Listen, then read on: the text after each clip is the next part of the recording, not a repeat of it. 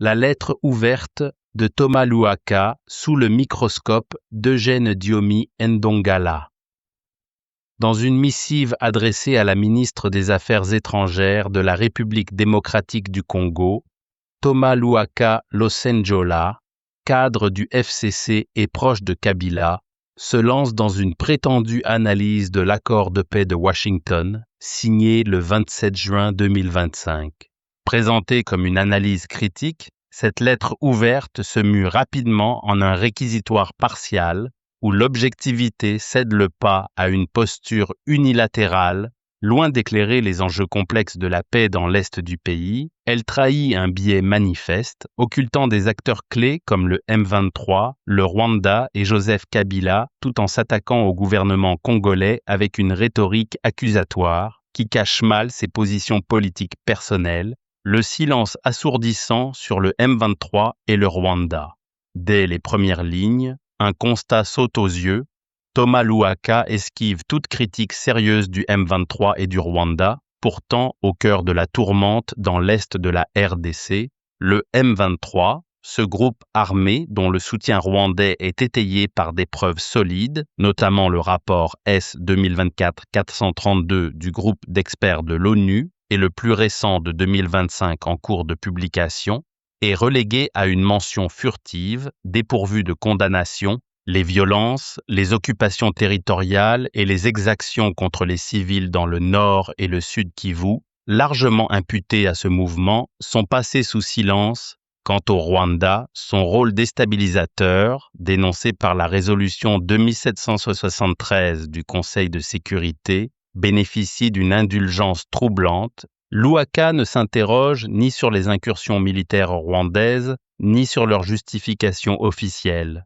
La menace des FDLR, Joseph Kabila, l'éléphant dans la pièce. Un autre oubli frappant concerne l'ancien président Joseph Kabila. Son ombre plane sur les dynamiques politiques et militaires congolaises avec des soupçons persistants, relayés notamment par le dernier rapport des experts de l'ONU sur la RD Congo, de liens avec des réseaux de déstabilisation dans l'Est. Pourtant, Louaka n'en dit mot. En éludant de citer son mentor, il prive son propos d'une profondeur historique et contextuelle essentielle, préférant focaliser ses attaques sur le gouvernement actuel et l'accord de Washington. Cette omission renforce l'impression d'un parti pris qui sacrifie la complexité du conflit sur l'autel d'une critique ciblée et partisane. Louaka n'épargne pas l'accord de Washington qu'il qualifie de bradage de la résolution 2773. Mais son analyse, tranchante en apparence, manque cruellement de nuances. Il déplore que le retrait des troupes rwandaises soit conditionné à la neutralisation des FDLR, y voyant un recul diplomatique. Ce faisant, il semble ignorer une réalité fondamentale. La diplomatie internationale, surtout dans un conflit régional aussi enchevêtré, repose sur des compromis. La résolution 2773, bien que ferme dans ses exigences, n'a jamais été pleinement appliquée par le Rwanda, rendant son invocation plus théorique que pratique. Plutôt que de reconnaître ses contraintes géopolitiques, Louaka s'enferme dans une posture de rejet sans jamais esquisser une alternative crédible.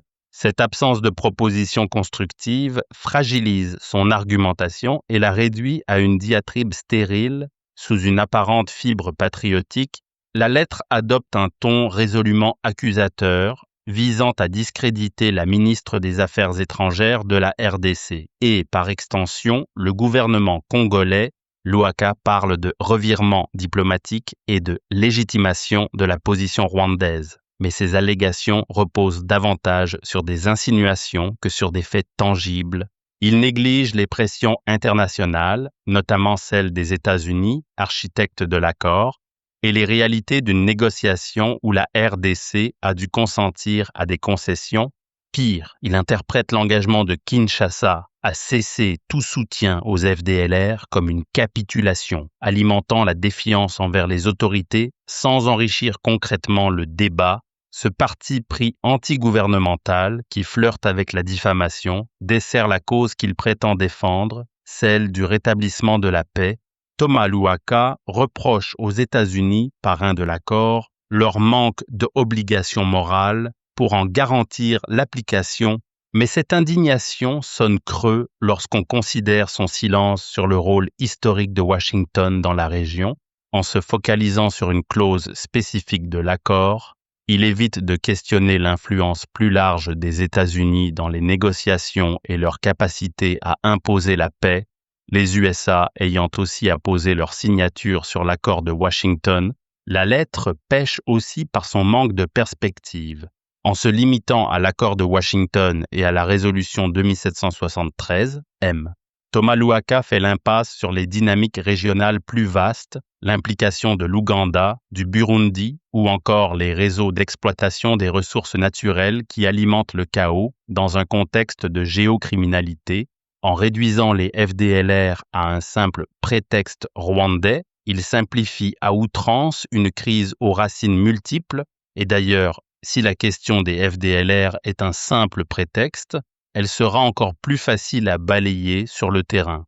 Enfin, le style de Louaka trahit une intention plus émotionnelle que rationnelle, en invoquant la sagesse ancestrale africaine et en exaltant le patriotisme. Il cherche à flatter les sentiments nationalistes plutôt qu'à convaincre par la rigueur. Ce positionnement populiste, qui se drape dans une posture de défenseur de la vérité, manque de substance. Il attise les frustrations sans jamais dessiner de voie vers la paix.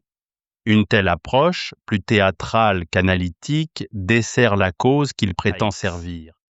La lettre ouverte de Thomas Louaka Losenjola, loin d'être une contribution éclairée, s'apparente à un exercice de partialité masqué sous des atours patriotiques, en occultant les responsabilités du M23, du Rwanda et de Joseph Kabila, tout en fustigeant l'accord de Washington sans proposer de solution. Elle rate le coche d'une critique véritablement constructive.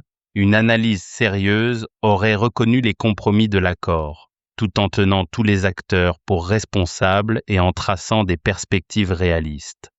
Au lieu de cela, Louaka livre un texte déséquilibré, manifestement partiel et manipulateur, visant à semer la discorde plutôt qu'à éclairer l'opinion et viser le rétablissement de la paix dans l'est de la RDC. Eugène Diomi Ndongala, Démocratie chrétienne.